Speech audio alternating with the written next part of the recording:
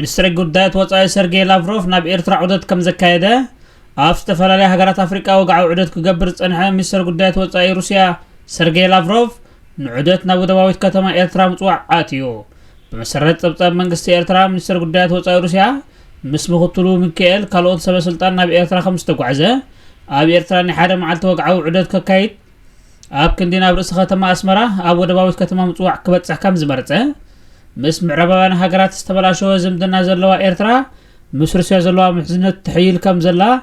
ኤርትራ ድማ ንሩስያ ድሕሪ ወራር ዩክሬን ኣብ ሕቡራት ሃገራት በወግዓዊ ከም ዝደገፈት ካብተን ውሕዳት ሃገራት ሓንቲ ምዃና ገሊጾም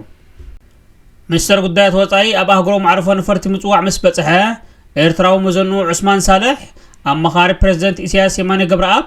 ላዕለዋይ ሰበስልጣን ሃገር ከም ዝተቐበልዎ ገሊጹ በመሰረት መደብ ተታሒዙ ዘሎ ላቭሮቭ ምስ ፕሬዝደንት ኤርትራ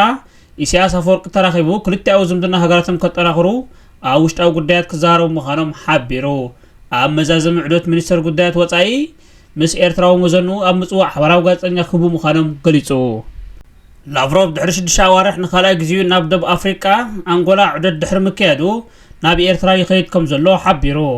ሩስያ ምስ ዩክሬን ኣብ ኩናት ድሕሪ ምእታዋ ኣዋርሕ ድሕሪ ምጽናሕ ሚኒስትር ጉዳያት ወፃኢ ናብ ኣፍሪቃ ኣብ ዝገብሮ ዝነበረ ጉዕዞ ንኢትዮጵያ ሓዊሱ ካልኦት ሃገራት ኣፍሪቃ ዑደት ከም ዘካየደ ሓቢሩ ሩስያ ኣብ ልዕሊ ዩክሬን ድሕሪ ምውራር ካብ ምዕራባውያን ሃገራት ከቢድ ውግዘት ኣጋጢምዋ እኳ እንተነበረ መብዛሕትአን ሃገራት ኣፍሪቃ ግን ገለልተኛ መርገፂ ሒዘን ከም ዘለዋ ገሊጹ